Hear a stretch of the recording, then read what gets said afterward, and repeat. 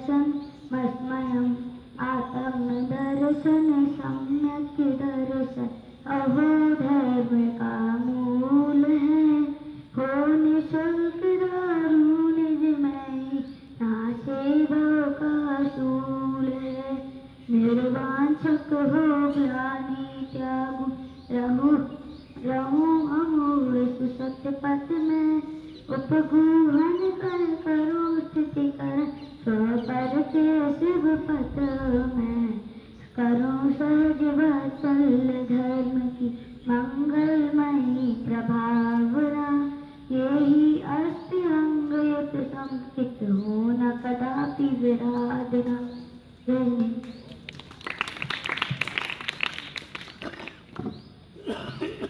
और अब इस कार्यक्रम बाल वाटिका के सभी वक्ताओं को मैं मंच पे बुलाना चाहूंगा कि वो आए और अपना अपना स्थान ग्रहण करें।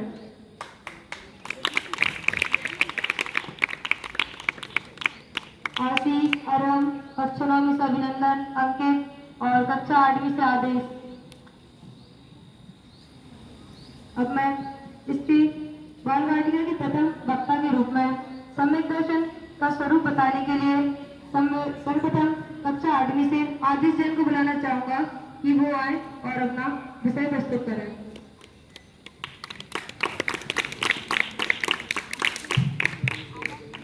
वंदे तो शब्द सिद्धि। तो जैसा कि आप सभी को प्रतीति होगा कि 10 लक्षण महापर्व का पावन अवसर चल रहा है जिसमें हमारे 3 धाम सिद्धार्थन में एक बाल वाटिका का आयोजन किया गया है जिसका विषय है सम्यक दर्शन के 8 अंग। उसमें से मेरा विषय सम्यक दर्शन के स्वरूप एवं उसकी महिमा पर है। तो हम आचार्य उमा स्वामी द्वारा रचित तत्पर सूत्र ग्रंथ के माध्यम से सम्यक दर्शन की परिभाषा को जानेंगे। तत्पाठ सिद्धांत सम्यक दर्शनम अर्थात सातों तत्वों का यथार्थ सिद्धांत होना ही सम्यक दर्शन है। अब हम छेड़ाला जी के माध्यम से सम्यक दर्शन की परिभाषा को जानेंगे। पर द्रव्य न भिन्न आप में रुचि संकेत भला है अर्थात पर द्रव्यों से भिन्न आत्मा में रुचि करना या अटल विश्वास रखना ही सम्यक दर्शन है। तो अब हम रत्नगढ़ सभाव्यास जी के माध्यम से जानेंगे। श्रद्धानां परमात्मानां त्यागमं तपोव्रतं विमूढपूर्तिमस्तांगं सम्यक दर्शनमस्मयम् अर्थात सच्चे शास्त्र एवं सच्चे गुरु का 8 अंग सहित एवं 25 कसायात श्रद्धान होना ही सम्यक दर्शन है।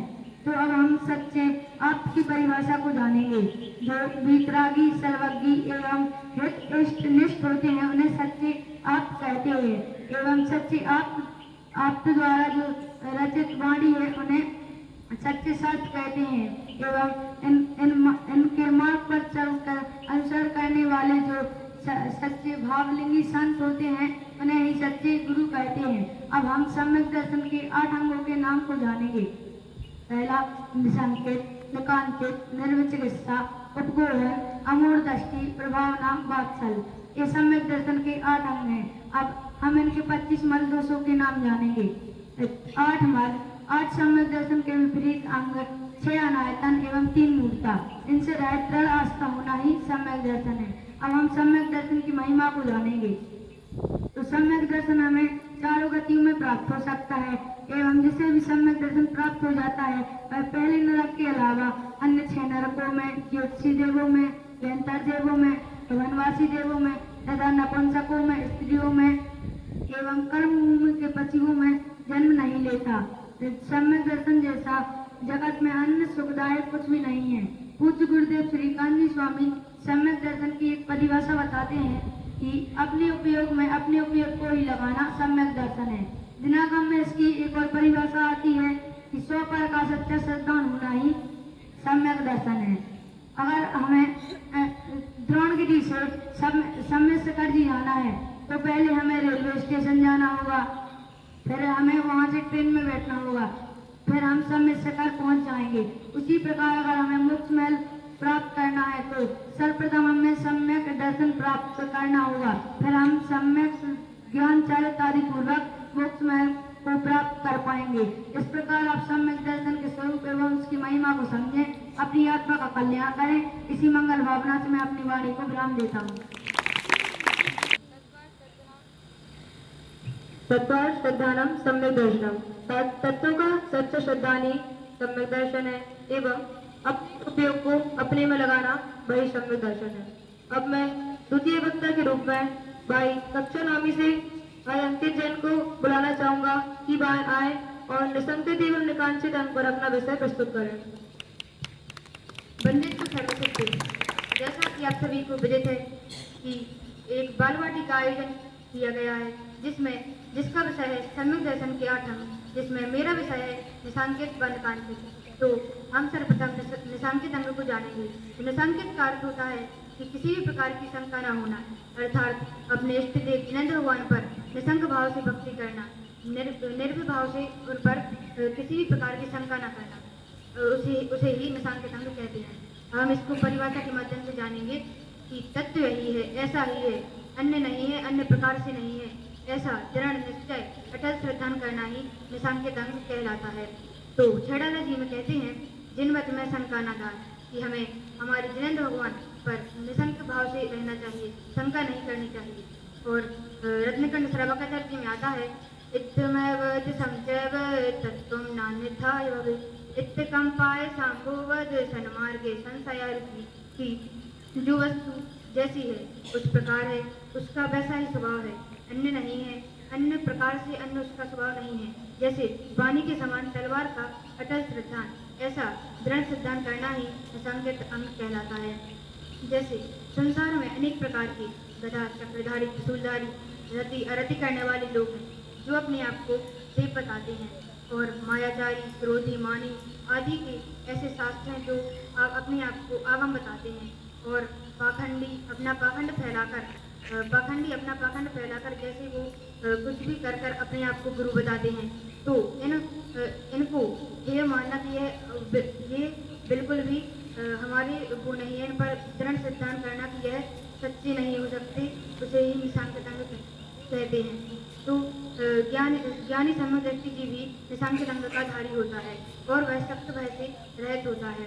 लोक का भय, परलोक का भय, मरण का भय, वेदना का भय, सुरक्षा का भय, अगुस्ती का भय, अकस्मात का भय, इन सख्त भय से रहित ज्ञानी सम्यक व्यक्ति जी भी निशांकित अंग का धारी होता है। अब हम निकांक्षित अंग को जानेंगे। निकांक्षित अर्थात सर्व सांसारिक कार्यों का निषेध, कि किसी भी प्रकार की संसारिक मोह माया का त्याग कर देना, किसी भी प्रकार की इच्छा न आना ही निकांक्षित अंग कहलाता है। इसको परिभाषा के माध्यम से जानेंगे कि धनुष सेवा आदि के कार्यों में संसारिक सुख की लेस मात्र की इच्छा न करना ही निकांक्षित अंग कहलाता है। रत्नकंड श्रवकाचार्य जी में एक श्लोक आता है, कर्म परवसे शांति सुखे निरंतर चोदये पाप बीजे सुखे नास्ता सज्जाना कांक्षणा स्मृता, कि जो कर्म के धीरे हैं, अंतकार सहित हैं, जिनका हृदय सुखों से भरा हुआ है, और जो आगामी पापों का बीज है, ऐसे सम्यक व्यक्ति जी बिल्कुल भी लेस मात्र ही संसारिक सुख की इच्छा नहीं करते हैं, वही निकांक्षित अंग को प्राप्त करते हैं। और अब हम यह जानेंगे कि किस अंग में कौन प्रसिद्ध हुआ है। तो निशांकित अंग में अंजनचोर व निकांक्षित अंग में अनंतमती जी प्रसिद्ध हुई हैं। इस प्रकार आप इन दोनों अंगों को जाने व अपनी आत्मा का कल्याण करें। इसी मंगल भावना से मैं अपने शब्दों को विराम देता हूँ। बहुत ही सुंदर। अभी कक्षा नौवीं से अंकित जैन बता रहे थे कि जिनेंद्र भगवानों के वचनों पर शंका न करना वह निसंकित अंग है, एवं धर्म के अलावा सांसारिक भोगों की इच्छा न रखना वही निकांक्षित अंग है। अब मैं तृतीय वक्ता के रूप में कक्षा नौवीं से अभिनंदन जैन को बुलाना चाहूंगा कि वो आए और अपना विषय निर्विचिकित्सा व अमूल दृष्टि अंग पर प्रस्तुत करें। भाई अभिनंदन जैन। वंदे तु सर्वसिद्धे।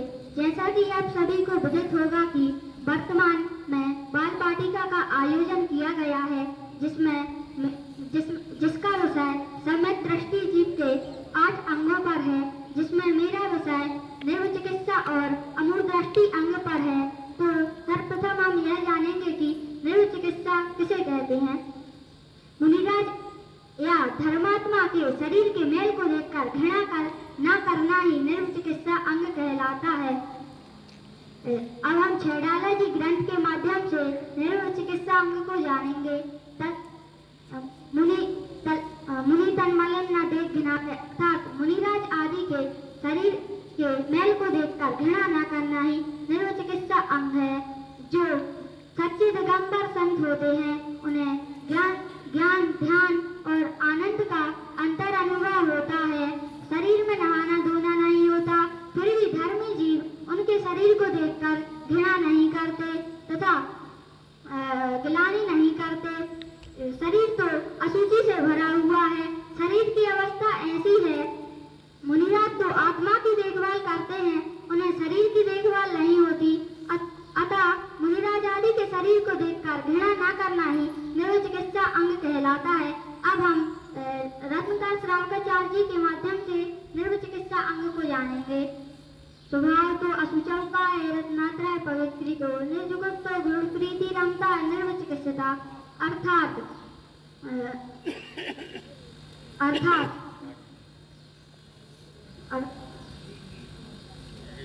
यह मनुष्य पर्याय का जो शरीर है वह तो स्वभाव से ही अशुचि है, जड़ है। यदि किसी मनुष्य पर्याय में यदि किसी उत्तम मनुष्य के रत्नात्रय प्रकट हो जाए तो उसका अशुचि देह भी पवित्र हो जाता है। उसी प्रकार व्रतियों का शरीर रागादि से मलिन होने पर भी उसमें गिलानी न करना ही निर्वचिकित्सा अंग है। अब हम मोक्ष मार्ग प्रकाशक जी के माध्यम से निर्वचिकित्सा अंग को जानेंगे। यह परद्रव्यों में द्वेष रूप गिलानी का अभाव सो निर्वचिकित्सा है। अब हम संयम प्रकाशक जी ग्रंथ के माध्यम से निर्वचिकित्सा अंग को जानेंगे। रक्त रुधिर इत्यादि से मांसादि से भरा हुआ जो शरीर है उसमें किसी उत्तम मनुष्य को देखकर जैसे कि मुनिराज आदि को देखकर घृणा न करना ही निर्वचिकित्सा अंग है। अब हम यह जानेंगे कि निर्वचिकित्सा अंग में कौन प्रसिद्ध हुआ है। तो निर्वचिकित्सा अंग में उज्जैन राजा प्रसिद्ध हुए हैं। तो अब हम अपने दूसरे विषय पर आते हैं, अमूर्त दृष्टि। सत्य और झूठे तत्वों की परीक्षा करके अनायतनों तथा मूर्ताओं में न फंसना ही अमूर्त दृष्टि अंग कहलाता है। अब हम छेड़ाला जी ग्रंथ के माध्यम से अमूर्त दृष्टि अंग को जानेंगे। तत्व को तत्व पहचाने, अर्थात जिसे सर्वज्ञ परमेश्वर वितराग द्वारा कथित आत्मा की श्रद्धा हुई है उसे व्यवहार श्रद्धा में उतत्व और सुतत्व में शंका नहीं होती, उलझन में नहीं पड़ता। वितराग परमेश्वर द्वारा कथित तत्वों में किसके कुतत्व हैं, भगवान के सुतत्व क्या है, इसमें शंका नहीं होती, उलझन में नहीं पड़ता तथा परीक्षा करके भली भांति पहचान कर पता लगा लेता है कि यह अमूर्त दृष्टि अंग है।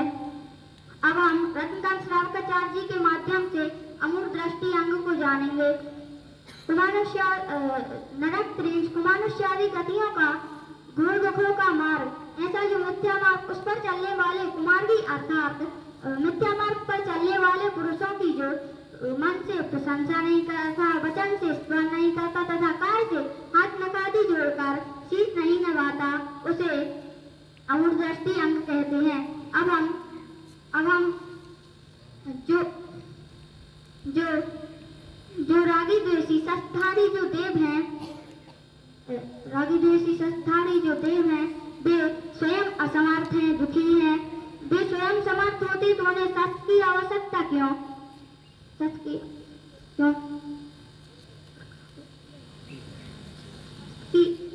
की आवश्यकता क्यों?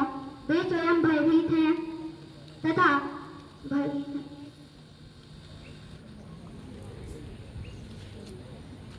असमर्थ हैं।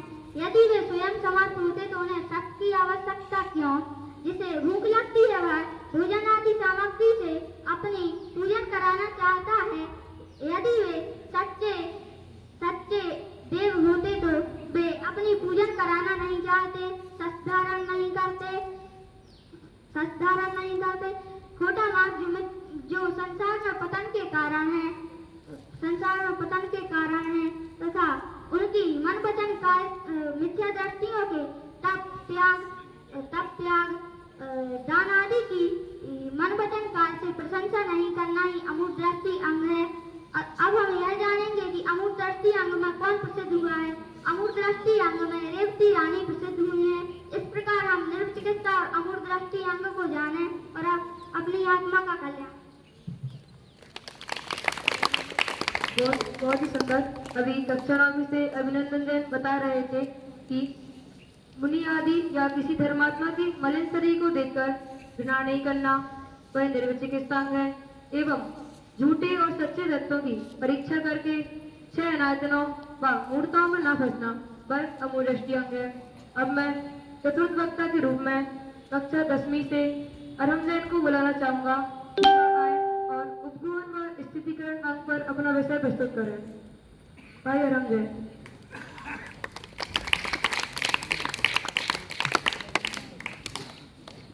बंधुत्व सभ्य सिद्धि, आदरणीय अध्यक्ष महोदय, निर्णायक गण, मुख्य अतिथि एवं सभा में उपस्थित सभी सादरवी बंधुओं को मेरा सादर जय हिंद। यह प्रवर्तमान बाल वाटिका जिसका विषय है समग्र दृष्टि के 8 अंग, जिसमें मेरा प्रतिपाद्य केंद्र बिंदु है उपगुहन अंग एवं स्थितिकरण अंग। तो सर्वप्रथम हम छैडाला जी के माध्यम से उपगुहन अंग को जानेंगे।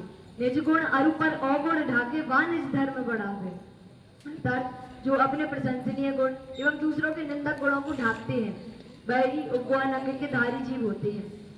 जैसे एक माता अपने पुत्र के प्रशंसनीय गुणों को उजागर करती है और जो उसके निंदक गुण हैं उनको ढक लेती है कि वह निंदक ना बन जाए, समाज के समक्ष वह निंदक ना बन जाए, इसीलिए वह उसके निंदक गुणों को ढाकती है। उसी प्रकार साधर्वी जन भी सभी के अज्ञानी जीवों के निंदक गुणों को ढाकते हैं। अब हम श्रावकाचार्य जी के माध्यम से, जिसमें आचार्य समन्वदेव कहते हैं कि स्वयं शुद्धस्य मार्गस्य बालासक्त जनाश्रयम् वाच्यताम यत् प्रमार्जन्ति तद्वदन्ति उपगोहिनम्, अर्थात जो जिनेंद्र भगवान द्वारा कथित मार्ग है वह स्वयं भी शुद्ध है। किसी अज्ञानी जीव के भूल चूक या शक्तिहीनता के कारण यदि उसकी अप्रभावना या निंदा हो तो उस निंदक गुण को ढकना, जिससे जैन धर्म की अप्रभावना या निंदा ना हो, मतलब जिनसे निंदा हो ऐसे गुणों को ढकना वह उपगुहन अंग कहलाता है। इसमें जिनेंद्र भक्त से प्रसिद्ध हुए हैं क्योंकि उन्होंने जैन धर्म की प्रभावना की थी। उन्होंने अप्रभावक गुणों को ढका था और सामने वाले के अवगुणों को भी ढका, इसीलिए जिनेंद्र भक्त से इसमें प्रसिद्ध हुए हैं।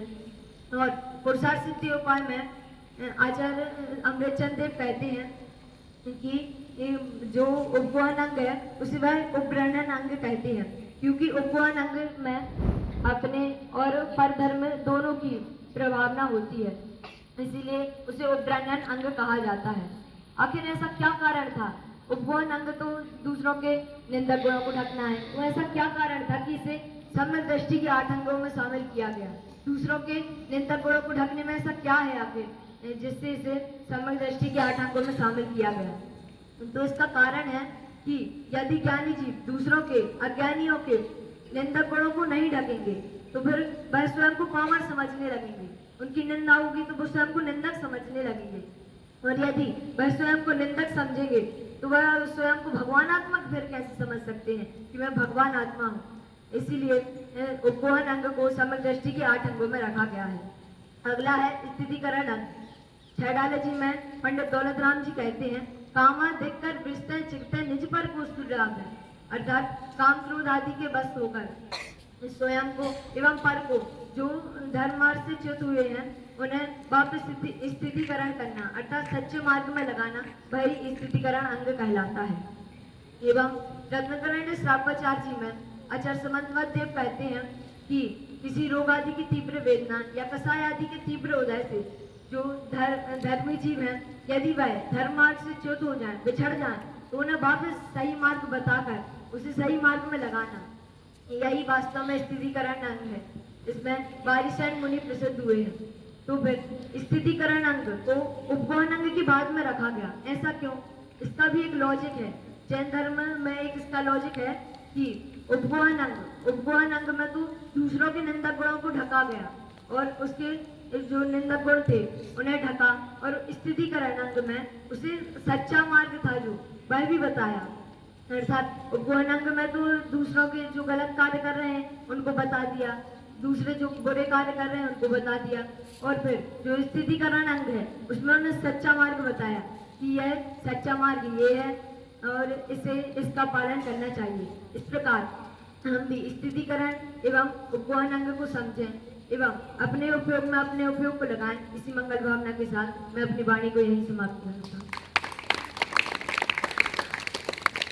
बहुत ही सुंदर। कक्षा 10वीं से और हम उपगुण व स्थितिकरण अंग के बारे में बता रहे थे कि अपने गुणों को छुपाना व दूसरों के दोषों को छुपाना वह उपगुण अंग है एवं धर्म से भ्रष्ट जीवों को धर्म मार्ग में लगाना वह स्थितिकरण अंग है। अब मैं अंतिम वक्ता भाई कक्षा 10वीं से आशीष जैन को बुलाना चाहूंगा कि वह आए और वात्सल्य एवं प्रभावनांक पर अपना विषय प्रस्तुत करें। वंदितु सभ्य सिद्धि, आदरणीय अध्यक्ष महोदय, निर्णायक महोदय, विशिष्ट अतिथि, विशिष्ट विद्वान एवं सभी छात्र, आप सभी को विदित होगा कि हमारे तीर्थधाम सिद्धार्थन में पर्वादी रात 10 लक्षण के इस पावन अवसर पर एक बाल वाटिका का आयोजन किया गया है, जिसका विषय है सम्यक दृष्टि जीवों के 8 अंग और जिसमें मेरा विषय वात्सल अंग एवं प्रभावनांग पर है। तो सर्वप्रथम हम वात्सल अंग को जानेंगे। धर्मी जीवों के प्रति गाय के बछड़े के समान प्रेम करना वही वात्सल अंग है। और अब हम इसको छेड़ाला जी के माध्यम से जानेंगे।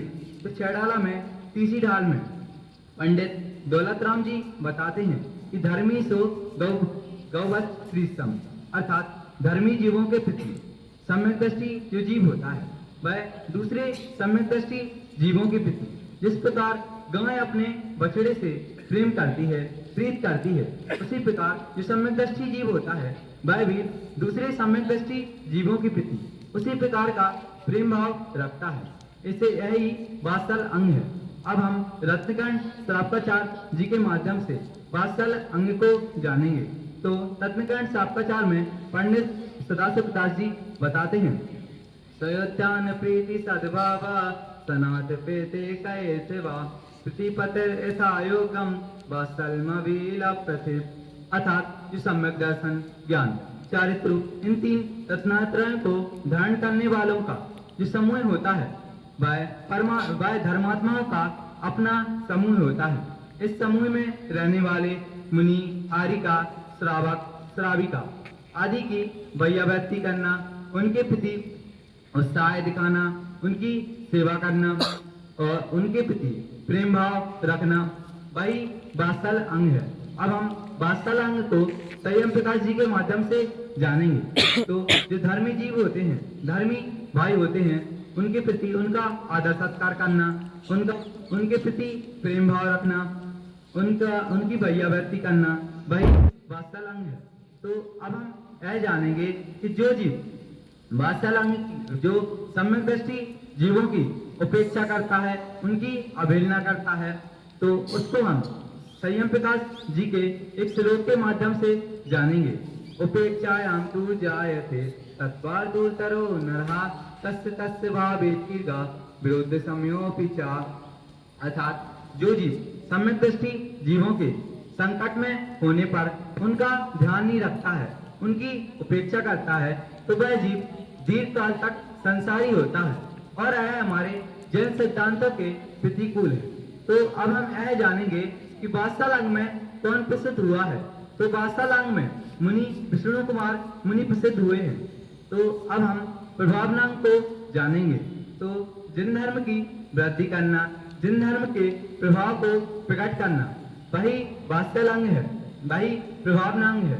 तो अब हम प्रभावनांग को छेड़ाला जी के माध्यम से जानेंगे। तो छेड़ाला जी में पंडित दौलत राम जी तीसरी ढाल में बताते हैं कि वह जिन धर्म विभावे, अर्थात जिन धर्म के प्रभाव को प्रकट करना, उसकी वृद्धि करना वही प्रभावनांग है। तो अब हम रत्नकर्ण श्रावकाचार्य जी के माध्यम से प्रभावनांग को जानेंगे। तो उसमें पंडित सदाशिव दास जी बताते हैं, अज्ञान व्याप्ति मपा करते था तम जिन शासन महात्म्य प्रकाशात प्रभावन, अर्थात जो संसारी जीवों के हृदय में अंधकार फैला हुआ है, उस अंधकार को दूर करके सच्चे देवशास्त्र गुरु की वाणी से सच्चे प्रकाश को, सच्चे जिन धर्म के महत्व को बतलाना वही प्रभावनांग है। तो अब हम प्रभावनांग को संयम प्रकाश जी के माध्यम से जानेंगे। जिन धर्म का सच्चा महत्व बतलाना और जो संसारी जीव हैं उनके हृदय से अंधकार रूपी अंधेरे को हटाना वही प्रभावनांग है। तो अब हम यह जानेंगे कि प्रभावनांग में कौन प्रसिद्ध हुआ है। तो प्रभावनांग में वर्ज कुमार मुनि प्रसिद्ध हुए हैं। इस प्रकार आप अपनी आत्मा का कल्याण करें, वात्सलांग एवं प्रभावनांग को जानें। और इसी मंगल भावना से मैं अपनी वाणी को विराम देता हूँ। जय जय।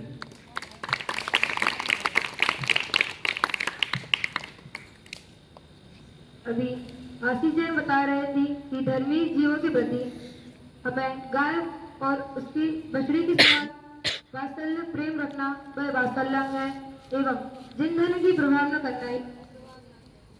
इस प्रकार वक्ताओं का क्रम खत्म होता है। अब मैं इस गोष्ठी के विषय में अपने भाव प्रकट करने के लिए पहले विशिष्ट अतिथि श्रीमान अजय जी बांटने वाले हैं, नहीं तो उनके बिलासपुर वाले दादाजी श्रीमान विनोद कुमार जी को आमंत्रित करता हूँ कि वो आए बस अपने भाव प्रस्तुत करें।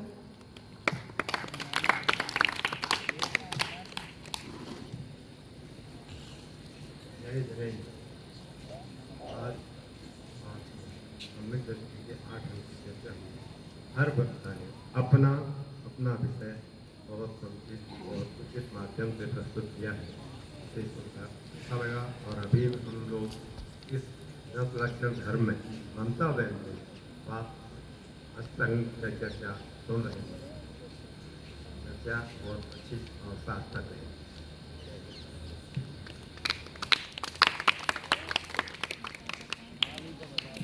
अब मैं दुर्गा चाचा जी को बुलाना चाहूंगा कि वो आए और बाल वाटिका के विषय में अपने भाव प्रस्तुत करें।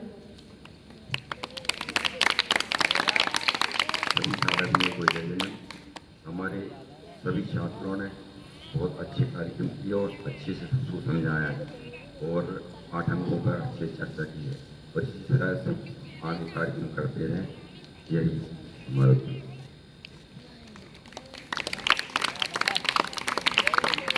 अब मैं सभाध्यक्ष श्रीमान आलोक जी कारंजा वाले को बुलाना चाहूंगा कि वो भी आए और इस बाल वाटिका के पक्ष में अपने भाव प्रस्तुत करें।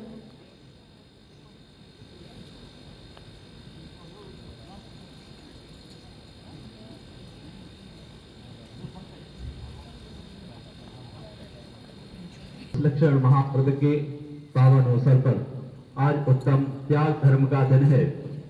त्याग का मतलब होता है छोड़ना। त्याग को दान के रूप में भी जाना जाता है। उस त्याग धर्म का महान दिन है। उसी दिवस पर कुछ साधर्मियों के द्वारा हमें कुछ राशियां प्राप्त हुई हैं, जिनकी हम घोषणा यहाँ से करना चाहते हैं। श्रीमान उत्तम चंद जी, अभय कुमार जैन, मोदी परिवार साहेगढ़ वालों की ओर से 5 विद्यार्थियों के 1 वर्ष की शिक्षण सहयोग राशि 1,25,000 रुपए प्राप्त की स्वीकृति प्राप्त हुई है। उनके भावों की अनुमोदना करते हुए बहुत बहुत धन्यवाद ज्ञापित करते हैं। और इसी क्रम में श्रीमान राजेंद्र कुमार, अतुल कुमार जी, अरहन जी, सतोहिया परिवार सागर की ओर से 1 विद्यार्थी के शिक्षण सहयोग हेतु 25,000 रुपए की स्वीकृति प्राप्त हुई है। उनके भावों की अनुमोदना करते हैं और बहुत बहुत धन्यवाद ज्ञापित करते हैं। आज का पावन दिवस है। आप भी अपने परिणाम बनाएं और अपने धन का सदुपयोग और किसी से आप कराना चाहते हैं तो आप भी अपने निमित्त से हस्ते के रूप में आप प्रयोग कर सकते हैं, उपयोग कर सकते हैं। जरूर आप अपने भाव बनाएं और सिद्धार्थी छात्रों की उज्जवल भविष्य की कामना करते हुए अपने दान को